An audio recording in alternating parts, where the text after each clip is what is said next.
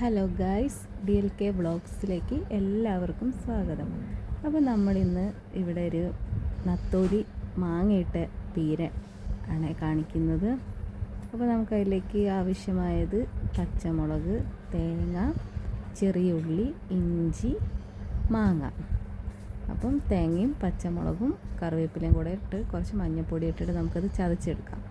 പിന്നെ നത്തോലി മീനൊരു വെക്കാനുള്ള പാത്രത്തിലോട്ട് ഇട്ടിട്ട് അതിലേക്ക് പീര ഇട്ടതിന് ശേഷം തേങ്ങാപ്പീര ഇട്ടതിന് ശേഷം ഇഞ്ചി, ചെറിയ ഉള്ളി, പിന്നെ മാങ്ങ, അരിഞ്ഞു വെച്ച മാങ്ങ ഉണ്ടല്ലോ, ആ മാങ്ങയും അതിലോട്ട് ഇട്ട് കൊടുക്കാം.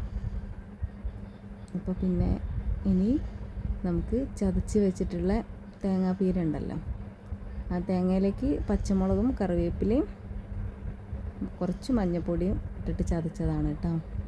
അപ്പോൾ നമുക്ക് അതും കൂടെ അതിലോട്ട് ഇട്ട് കൊടുക്കാം. എന്നിട്ട് ആവശ്യത്തിനുള്ള ഉപ്പും പിന്നെ കുറച്ച് മഞ്ഞൾപ്പൊടിയും പിന്നെ കുറച്ച് മുളക് പൊടി പിന്നെ കുരുമുളക് പൊടി.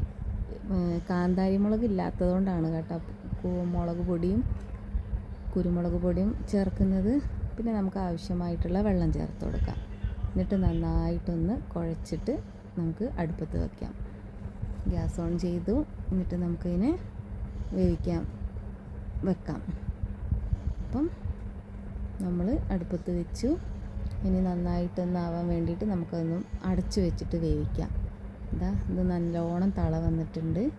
പിന്നെ ഒരുപാട് ശ്രദ്ധിക്കാനുള്ളതെന്ന് വെച്ചാൽ ഇത് പെട്ടെന്ന് മീൻ പൊടിഞ്ഞു പോകും. അപ്പോൾ നമുക്ക് അധികം വേവൊന്നുമില്ലല്ലോ. നല്ലോണം ആയതിനു ശേഷം നമുക്ക് കുറച്ച് പച്ച വെളിച്ചെണ്ണയും കറിവേപ്പില ഒഴിച്ചിട്ട് നല്ലോണം ഒന്ന് ചുറ്റിച്ച് കൊടുക്കാം. സ്പൂണിട്ട് ഇളക്കിയാൽ അത് പൊടിഞ്ഞു പോകുന്നതുകൊണ്ടാണ് കേട്ടോ. അപ്പം ഇതാണ് നത്തോലി മീൻ പീര. അപ്പം വീഡിയോ ഇഷ്ടപ്പെട്ടെങ്കിൽ ലൈക്ക് ചെയ്യുക, ഷെയർ ചെയ്യുക, സബ്സ്ക്രൈബ് ചെയ്യുക. അപ്പോൾ ഇത്രയേ ഉള്ളൂ. Thank you.